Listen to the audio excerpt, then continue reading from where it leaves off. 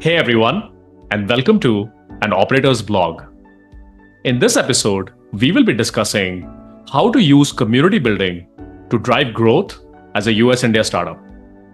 Joining me for this episode today is Anand Krishna, founder and CEO of Inkle.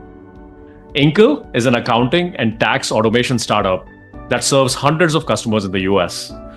Anand, of course, is a third time founder. So he founded LotusPay, which was backed by YC and got acquired by Juspay. He then went on to found Index, which was acquired by Niyo Global, and Inkle is his third adventure. Anand is also one of the earliest founders I know from India that got backed by YC and has been a major connector in the Indian YC ecosystem. And of course, I've seen Anand in many, many events in the Bay Area, the US India corridor over the years, really being a glue that's bringing people together. And I feel that community building is one of his superpowers. So super excited to have you with us today, Anand. Thanks so much, Soumitra. I'm really happy to be here, and thank you for your kind words. Great. So let's get right down to it. So, Anand, I want to start with your backstory. I think you had a very interesting journey. I know as we were prepping for the podcast, we discussed, very various phases of your life. So talk to us about, your personal background, this is your third startup. So what happened with the last two? Sure, thanks. I'm from London. I'm born and raised in London. I spent all my early life in London, but I've actually been in India for the last more than a decade now, and just a matter of choice. In fact, I'd never lived in India before that, and many things brought me to India, including the entrepreneurial boom that was happening in India, amongst other things. But yeah, early life in the UK. I did my undergrad at the University of London, LSE, and postgrad at University of Cambridge, and then 5 years as an investment banker. Goldman Sachs, Morgan Stanley, a couple of things, including energy trading and raising money for hedge funds, a bunch of other things. It was a great start to my early career. And straight after that, I moved to India and joined one of my former managers from Morgan Stanley, who had become CEO of a very large mining conglomerate, in fact, oil company, called Cairn Energy India, which was one of the leading onshore exploration companies in India. And it came to an end when Vedanta Resources, one of the world's largest conglomerates, acquired the company in a $10 billion transaction, one of the world's largest transactions that year. And so a crazy ride, and the entire management team kind of moved on shortly after that. And I started my entrepreneurial journey. So I'd kind of done almost 10 years in corporate life by then.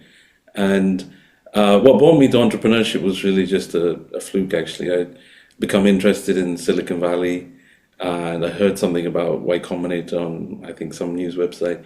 I'd never heard of Silicon Valley, Y Combinator, all that kind of stuff before. I read about it, but nothing much. And this was like kind of 15, 16 when I started my entrepreneurial journey. And by 17, I'd fixed on my mind what to do, and I tied up with my twin brother, and we applied to Y Combinator and got in on first attempt, which was really a wonderful experience. And the rest is history, really. It's been a long journey since then. No, that's amazing. And Anand, I've kind of personally, at least as an observer, seen you as someone who's a very natural people connector. How did you kind of figure out that that was one of your superpowers? Like, did you stumble into it? Has that always been kind of a behavioral pattern? And the reason I ask is that I think a lot of founders kind of have this question or this apprehension that, hey, I can't put myself out there. I'm actually an introvert. I'm a developer. I'm an engineer at heart. I'm a builder, right? Like I can't do this, right? And so I want to kind of learn from your journey there. Yeah, funnily enough, believe it or not, Sumitra, I'm actually an introvert. This is my first ever podcast. I think I generally don't put myself out there in the public domain.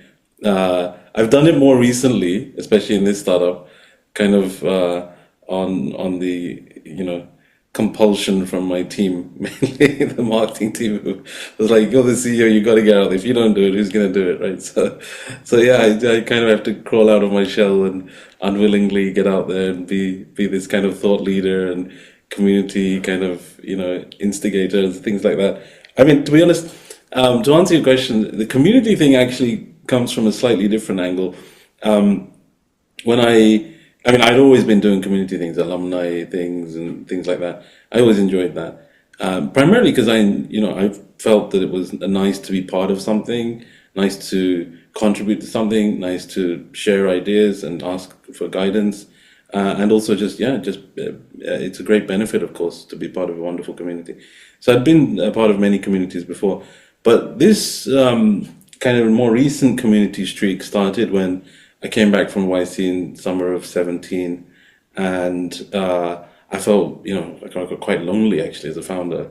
Didn't know what to do, and so we created this kind of WhatsApp community in India for YC India founders. And back then there was only like I think probably a dozen of us, and before me were the big names like RazorPay and ClearTax, HackerRank, and who else, Misho, and a bunch of others, right? And so we kind of got this WhatsApp group going together. There was only a few of us.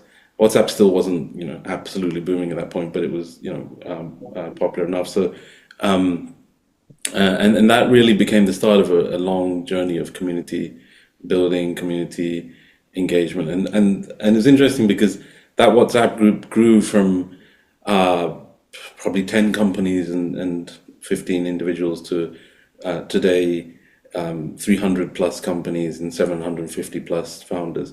And that's really just YC's big push in India. I don't have any official relationship with YC, but it was just incredible to see that everyone assumed I was some kind of administrator, manager, and community leader there because I was self-appointed more than anything. And that led to a lot of people asking me questions in the WhatsApp group, assuming that I knew what I was talking about. And I eventually became kind of an oracle for compliance and tax questions, funnily enough, because for some reason, I found an affinity to answering these questions. And over the years, I collected all these answers into a handbook, and that handbook became like a Bible for YC India companies and how to structure tax, compliance, all that kind of stuff. And that, funnily enough, when I sold my last company, I thought, you know what, if I can write a 120-page handbook on something, I should probably try and productize it and see if I can make a startup out of this. So it was an accident. The whole thing, Inkle, was really just a result of me building this kind of community, adding lots of people, and everyone kind of DMing and WhatsApping the group, and then answers, and then a handbook, and this. So it was really wonderful. And when, of course, I started this kind of community concept, I had no intention of monetizing it or trying to make a business out of it. It just was an accidental thing after I sold my last company. So I was building LotusPay, then I was building Index. Index, of course, was a long journey of 2-3 years, and very, very up and down. We had like half a dozen soft pivots, I think, and my co-founder and I eventually built something which was of value, and it got acquired by a leading fintech in India called Niyo Global, and thereon I quickly started my new company. And interestingly, my new company was able to serve that earlier community. And to your point, like it was like incredible. I think it was half of all YC India companies became Inkle customers within the first year. And so it's funny because a lot of people say your first 10 companies in B2B is the hardest thing. For me, it was actually the easiest thing because I just announced in the WhatsApp group that I'm starting this product, and there was a tax deadline coming up, and it was like, okay, I'm in, take my money, So it was such a complex hair and fire problem that I think people were happy to see a solution finally coming up. So that's how kind of community led to this new startup, and hopefully it would have been the spark of building a very, very large company one day. So let's see. But this is a very interesting story. I mean, I think when you shared it with me earlier as well, when we were prepping, it obviously started off with a lot of serendipity.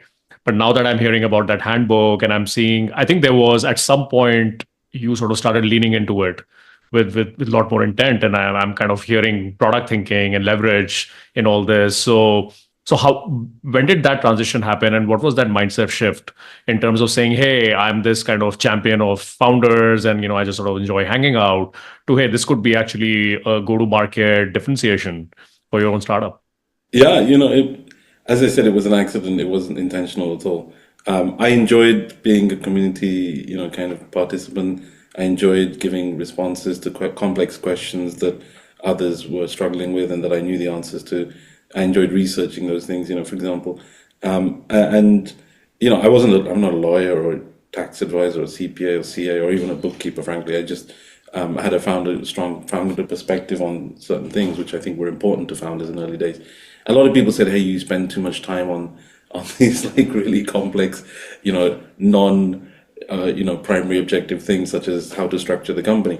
For some reason, I found an affinity to those things, and I think if I could help others not get distracted from their primary objective and obfuscate all those other things that are involved in starting a big company, a startup, to get it to a big company, then I would love to help. And so I contributed in that way. Yeah, I mean, one of the things that resonates a lot with me is I think the most promising or the most inspiring startup that I've seen in my career as an investor, as an operator, founder as well, have been all very organic.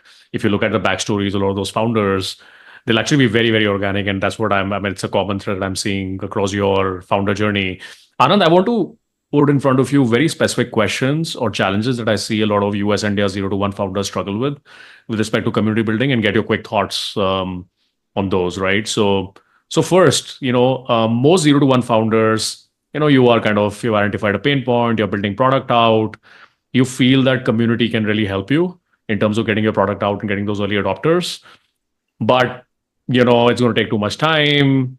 There's a lot of clutter now in the market. Am I the right person for it or not, right? So specifically for someone who's literally at that day zero, MVP minus kind of a stage, right? Like, what should they even like bother doing community building? Absolutely. Yeah. As I said, one of the hardest things in B2B especially is getting your first few companies, right? It's if you think about it, and it's been tweeted about as well. It's really a miracle to get your first 10 companies, right? Just think about it. Like, how hard is it to get money out of someone, right? To pay for lines of code that appear on a screen. Like it's incredibly difficult if you think about it. And so getting your first 5, 10 customers is such a massive psychological hurdle and frankly, a big burden emotionally. And so I think that the greatest way to do it, frankly, is to build a community around it first and become a thought leader. And the wonderful thing about this is that it's free. It's like you don't have to Yep. pay, right? There's no CAC, no performance marketing, no ads, no salespeople and at that point you can't afford anyway.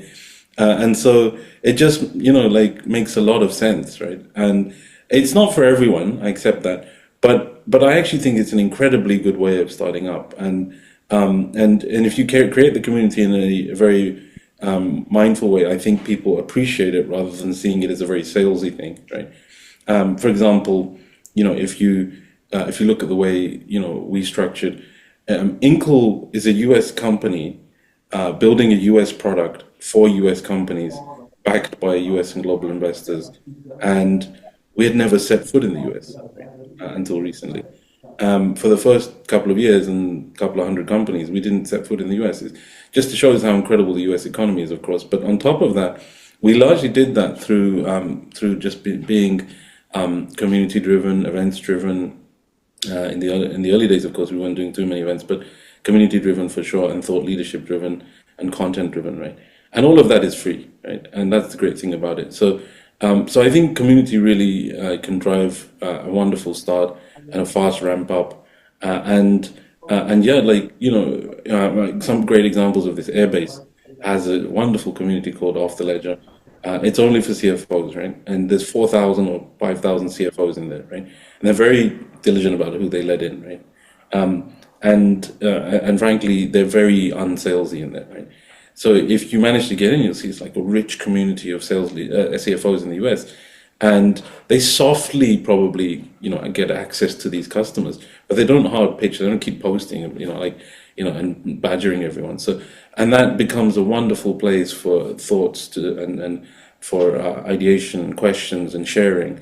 And then, of course, everyone knows it's Airbase's community, so it's an incredible way for them to sell. So for me, that's a great example, and we tried to do something similar.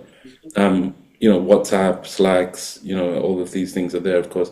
And the tool often, is the big question. I think in the US, Slack is the default. In India, WhatsApp is the default.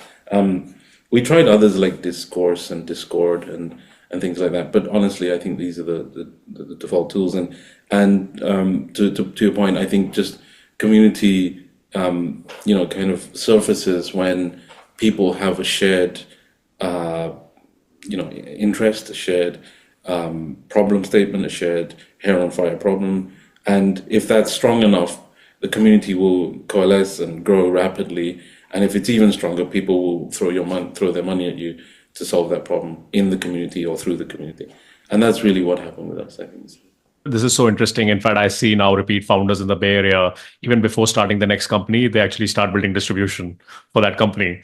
And whatever that idea might be, I mean, they broadly know if it's a consumer company or an enterprise software company, they almost start spending the first 2 years building distribution as they're even doing early customer development. Yeah, it's, the biggest problem with starting up is often not the product. It's funny because the earliest version of Inkle was so ugly, right? Primarily because I designed it. I'm terrible at design, right? And still, 50 or 100 companies signed up within the first, kind of month or two. It just shows that if the problem is deep enough, actually speaking, the design doesn't matter that much, right? It was terrible. It was like almost like Typeform. Frankly, if it was Typeform in the early days, and then if it had continued like that, still customers would have come. That's how deep the problem was, right? But to your point about how kind of this instigates from that to becoming much bigger, I think distribution can be the strength rather than the weakness, right? And if you make it a strong enough bond, then I think the community and the events and the thought leadership can really drive you and accelerate you faster than your competitors who are either in stealth or sometimes building in public but didn't get the community bit right. So things like that. We tried to balance it. And it was interesting. It wasn't that expensive, right? We spent money on events, of course. Even in India, we spent money on events. We wanted to really dominate the US India corridor, and I think we were able to do that. We probably took a quarter of the market within the first year, right?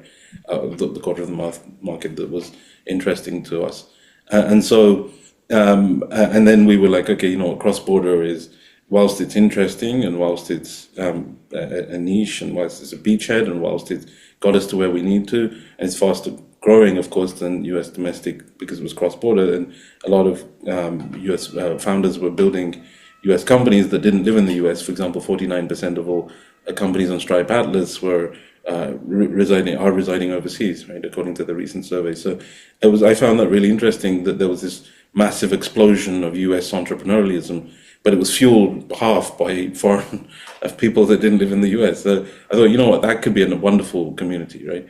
That have shared problems, because cross-border means complexity, tax, accounting problems, right?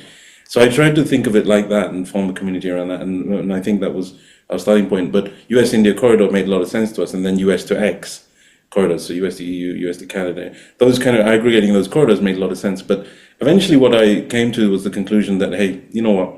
Whilst cross-border is, especially US India, is interesting and complex, and I can build a moat, and it's a beachhead. We have a license to win in the US, right? The product works in the US because it's built for US companies. It just happened to be built for cross-border US companies. But then if we go after US domestic, it's a much, much, much bigger market. It's more complicated. It's less complicated. It's more competitive for sure. But it's a vast market, and we have a license to win. Let's go after that. So we kind of removed a lot of cross-border language from our imagery and website and like that, and went after US domestic. And then the paradigm of community changed from being this kind of cross-border thing to being, hey, how do we build a community here in the US, right? And that actually happened kind of after SaaStr last year, and it's kind of a longer story, but yeah. Yeah, and then I want to riff on that a little bit more, and especially because I know you and I think Inkle, the entire Inkle team is really good at events. And also, if you look at community building, right? I mean, on one end, you could be extremely lightweight, which is like not even have a group, right? You're literally doing content and just trying to coalesce people around some brand or some property or some idea. And then you, of course, you have private chats on WhatsApp or Slack. And then you have on the right side, I mean, like the truly intense, kind of very, very thematic, dinners, mixers, right? And a lot of them in the Bay Area. How do you suggest, especially India-based founders at that kind of, I would say the zero to one stage, how should they look at that mix, right? Because everything has its own ROI, everything has its own kind of investment requirements, also from an effort perspective, because these founders, at the end of the day, at that stage, you're coding all the time, you're either building or selling.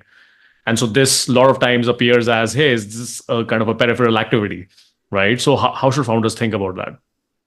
Yeah, it's such an important thing. I honestly feel there's no one right answer, right? And what worked for us may not work for others because we're going after a very specific audience, which was US Delaware C corps with venture backing and high tech startups, right? So that was like and pre-seed, pre-formation, pre-seed, right? So and that too was cross-border in the early days. So it was kind of founders who didn't live in the US. So that was like a really specific niche audience, right? Which we could identify. Then that changed to being, just everything, as I said above, but just not cross-border anymore and just US.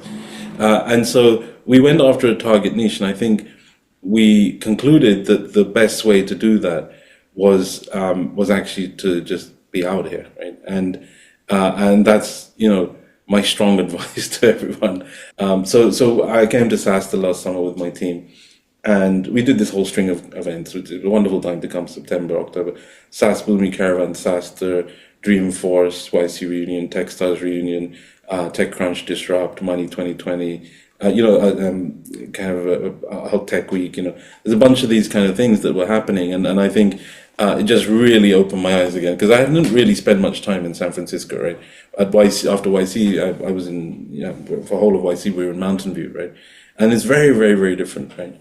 And SF was experiencing this resurgence, and to be in the heart of it last summer, I was like, oh my God, I didn't know about all this. Like SF is really coming back up. There's a lot, a lot of problems here, of course, but it was really coming up, and I was like, I really have to be here, right?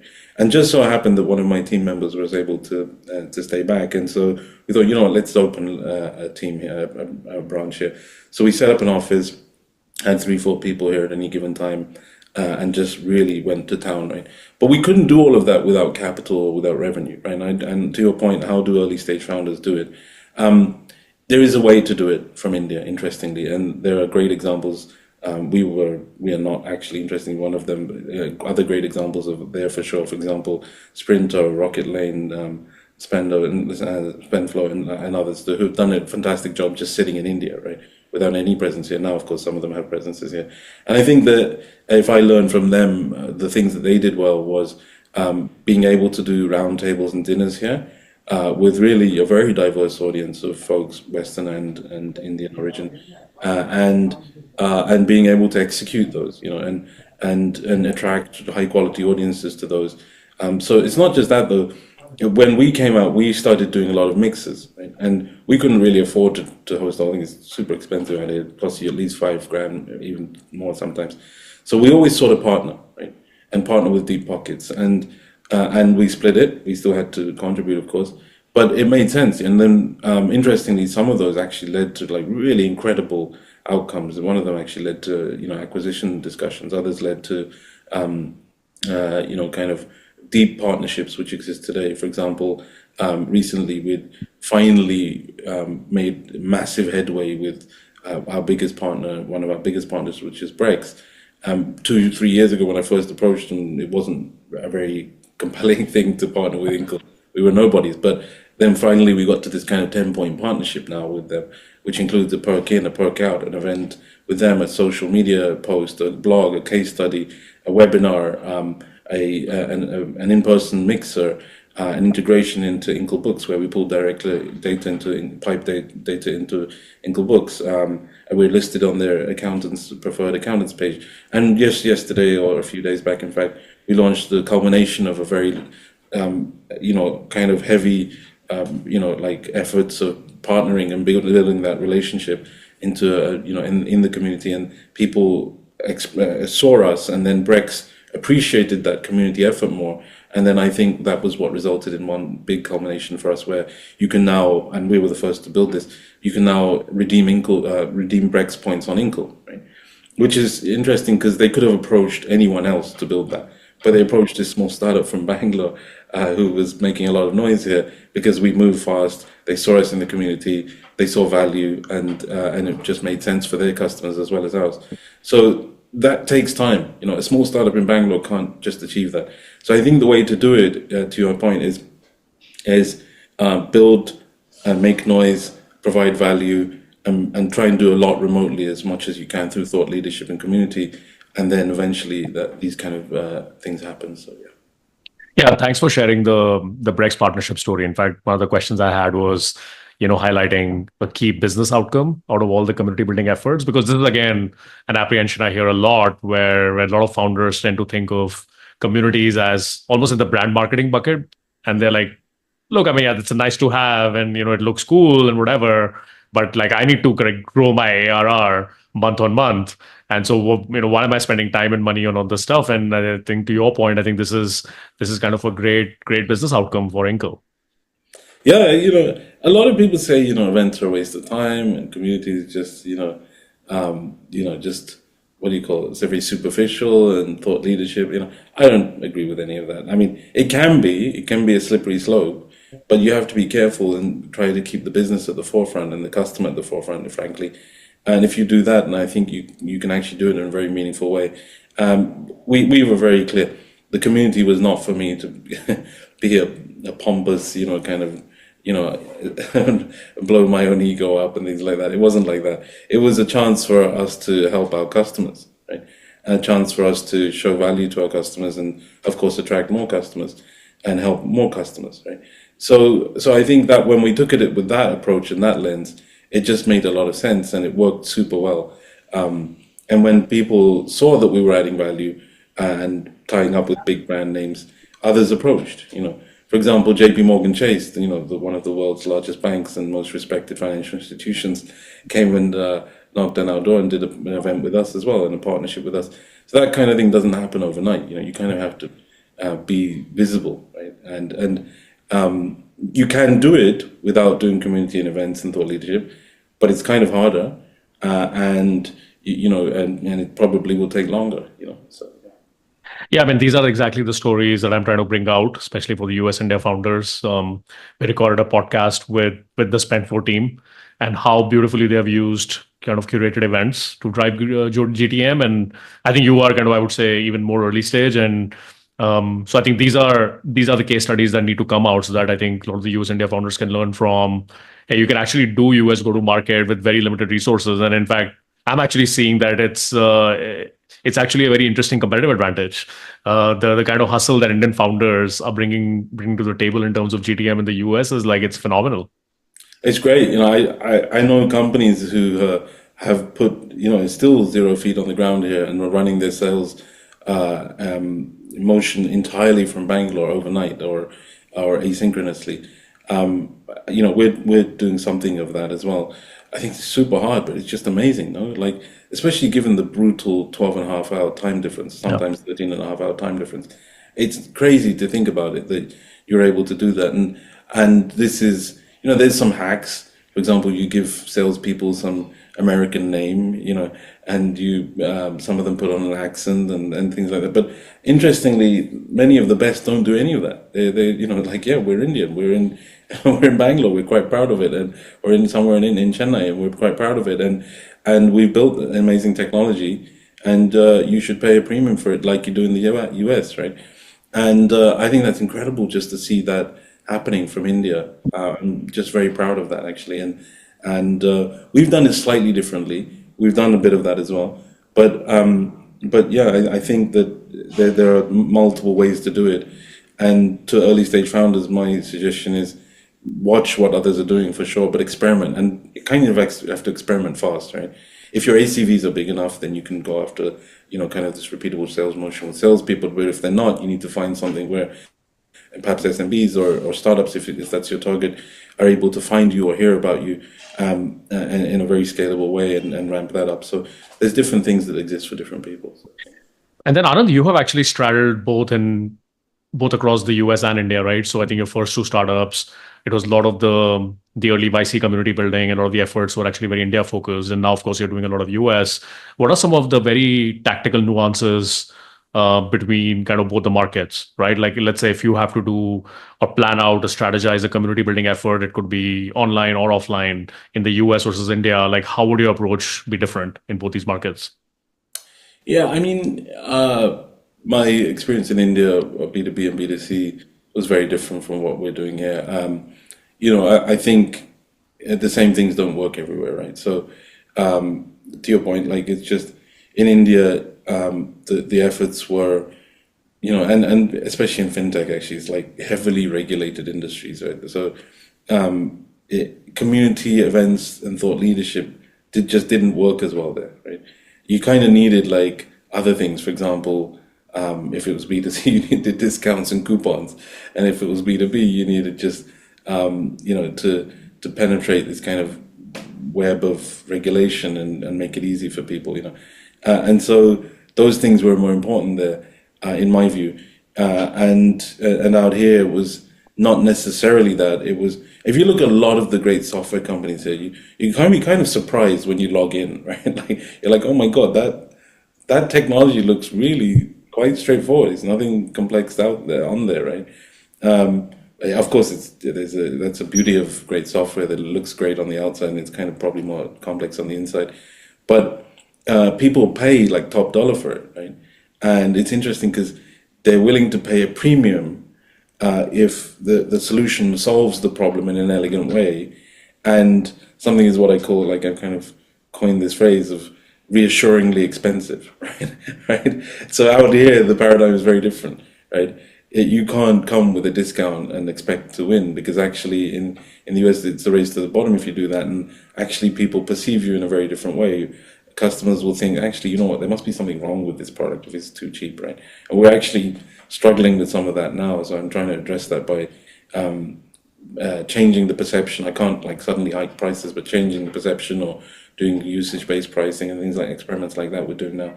But certainly here, value is the key driver, right? It's not price, and so whereas in India it was clearly price. It's a very price-sensitive market. So I think that, yeah, different geographies.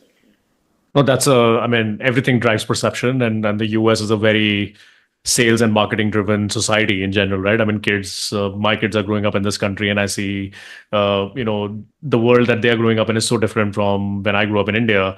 And in fact, it reminds me of, what Spencer told me, which is when they organize these roundtables, right? Like they are specifically going in for really nice restaurants, very nice wine tasting events, right? I mean, they could do this in like a random microbrewery as well. But I think a lot of this is kind of adding to their perception because their buyers are real top tier executives of very large financial institutions, right? So a lot of it comes down to trust. And I think to your point of reassuringly expensive, that assurance it has to be driven at a very subconscious way. Yeah, no, absolutely. Yeah, they've done an incredible job, and others like them have done incredible jobs of bringing those diverse audiences. And actually, interesting, they've done it very niche, right? These roundtables and dinners are small, like 10, 15 people. That didn't work too well for us. We have a much lower ACV, that's partly why. But there's other reasons as well. We're going for very, very, very early stage companies, like pre-formation companies. They're going after Series B, C, D kind of companies, right? So for us, these larger mixer events work really well, right? And like 100, 200 people, and a thematic discussion panel followed by mixer, that kind of works well for our audience. But for different people, it's different. And I think in each of these cases, you build a momentum by continuing to beat the drum. And this is one of the problems I saw, that over a period of time we were kind of sustaining it like month after month after month, and it reaches this kind of crescendo and if you stop, then suddenly like you lose all the momentum. And unfortunately we suffered that, and we shouldn't have. It was my mistake really to stop that momentum. It was kind of getting expensive in one way, but also it was hard to sustain. It was like really huge efforts, right? It takes surprisingly a lot of effort to do these kind of things even out here. And so my warning to everyone is, if you're doing this kind of approach, don't stop, right? It's like big podcasts, like in the podcast game, it's the ones that survive are the ones that just absolutely religiously post every week without fail, and the ones that get the furthest. That frankly, it's a longevity game. You just have to keep at it, right? You can't stop after 5, 10 podcasts. So I think that's the answer here. Is you have to just keep at it, and then if you stop, the momentum stops. So you kind of have to find more affordable ways, of course, at our stage to do it, and we're finding those now, for example, through partnerships and integrations. But it does carry on working for sure, you know. So. Yeah, I mean, I think my view on that is like all these systems that have very high leverage, I think they tend to function in this way, right? Where you need to keep that momentum, you need to keep the flywheel going. It applies to any form of like even written content or podcasting or community outreach or conferences. And I think you typically, when things become popular, we see them at the tipping point. I mean, like Harry Stebbings or 20VC talks about it, right? Like he only became famous after his like 500th or 1000th 20VC episode, right? So we didn't hear about him till the 1000th episode. Yeah, exactly. It's just incredible because everyone assumes it was an overnight success, and it's not at all. He's done 1,000 episodes or something, and it wasn't big until halfway in. So yeah, it's a classic example. And the same rule applies out here. You know, if you just keep at it through, and it comes through a variety of ways. All the things that I mentioned before, through blogs, through content, through posting, through thought leadership, through events, through webinars, through podcasts, through many things. And for us now, interestingly, one of the ways we're showing surprising growth is interestingly through integrations, right? And that's actually working better for us than it's probably our second biggest driver now. The first, interestingly, has always been word of mouth, right? And from our existing customers, that just keeps growing, like it's inevitable, right? But the second is now quickly becoming integrations, which, for example, to take that Brex example, when you try and add a team member in Brex if you're a customer, you try and add someone as a team member in Brex, you'll see a list of kind of preferred bookkeepers, and we are now in one of those, right? And so that kind of integration, which was a kind of complex thing to make happen, it drives growth to us, right? And that really is a result of kind of a lot of experimentation. So I don't think the same things have to work for everyone, but yeah, you have to find your niche really. So. Great. One final question. So I've seen you having great relationship building skills, right? I mean, in a short amount of time, you've been able to connect with some really great people, very senior executives, customers, investors in the Bay Area. And at least personally, I've seen you bring a lot to the table. For example, you have very fast response times. I've seen you being very warm, very high energy in general, like even at 8 p.m. in a mixer, like you are there and you're present. Share your secrets of relationship building, right? What's the key? What's the mantra there? And especially, I think in the context of immigrant founders coming in from India, landing up in New York or the Bay Area, looking to raise money, to get in front of customers, to hire, right? Like basically build out their business. Like, what should they do? I don't know if there's a secret, to be honest. It's a mixture of things that. Let me think what's worked well. I guess just obvious things, like be nice. It helps a lot. Be cordial, be nice, be communicative, be punctual. All of those things. Apart from that, I think just here, like that whole thing about paying it forward and being helpful. The karma goes a long way. It's surprising. I think that's been a key thing for me, is just being super helpful, going out of my way, even when it's costing me like precious time, especially as a founder. And I think that's just been a massive driver of growth for us. Just being really helpful, going out of your way to help, and people appreciate it. And doesn't come payback immediately. These seeds take a long time to bloom, right, into flowers, and you have to plant them early, right? So being helpful, and then I think you just have to kind of be active, right? You have to show up, right? And that's often part of, it's more than half the game is showing up, right? So it's often the hardest part, because when it's like it's cold out here, or it's you're busy, or you got like a customer screaming at you, or you got like a bunch of things you got to do. Like the last thing you want to do is go to another mixer event, and you just have to show up. There's no negotiation with yourself on that point, and that's really helped. That's my secret, anyways. Is just show up. So yeah. Great. Yeah. So, I mean, I've heard four thoughts, which I will recap for everyone out there, especially US India founders, which is A, show up, B, do the basics right, which is be punctual, be nice, C, pay it forward, which is first deliver value before asking for value. And then fourth is just play the long game.